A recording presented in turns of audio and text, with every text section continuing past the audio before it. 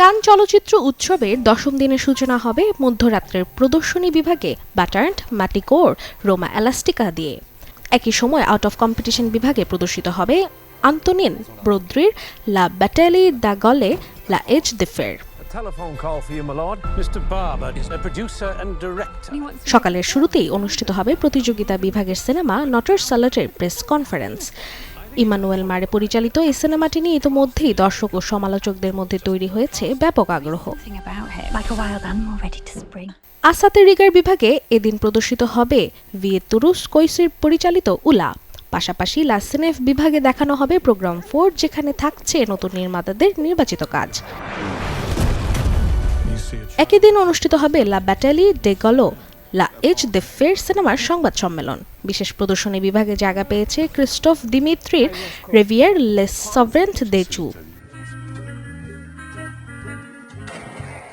দুপুরে অনুষ্ঠিত হবে ইরা সাক্স পরিচালিত প্রতিযোগিতা বিভাগের সিনেমা দ্য ম্যান আই লাভের প্রেস কনফারেন্স।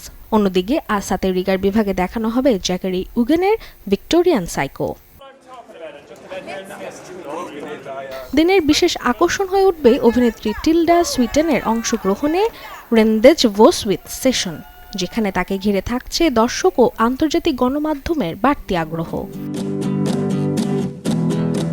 প্রতিযোগিতা বিভাগে বিকেল ও সন্ধ্যায় দুটি প্রদর্শনী অনুষ্ঠিত হবে হাভিয়ের কালোভো ও হাভিয়ের এমব্রেসি পরিচালিত লা বোলা নেগ্রার। এছাড়া লা সিনেফ বিভাগে এদিন অনুষ্ঠিত হবে পুরস্কার প্রদান ও পুরস্কার প্রাপ্ত সিনেমাগুলোর বিশেষ প্রদর্শনী। দিনের শেষ ভাগে অর্থাৎ কান প্রিমিয়ার বিভাগে দেখানো হবে Maria Martinez Barner the end of it. আর আউট অফ কম্পিটিশন বিভাগে থাকছে অ্যাগনেস জাওয়ো পরিচালিত লে অবজেক্ট দে ডেলিট। রাতের সমাপনী আয়োজনে প্রতিযোগিতা বিভাগে প্রদর্শিত হবে লুকাস ধরবহুল আলোচিত সিনেমা কাওয়ার্ড। ছবিটির দুটি আলাদা স্ক্রিনিং অনুষ্ঠিত হবে রাতের শেষ ভাগে। Desk report, channel 24।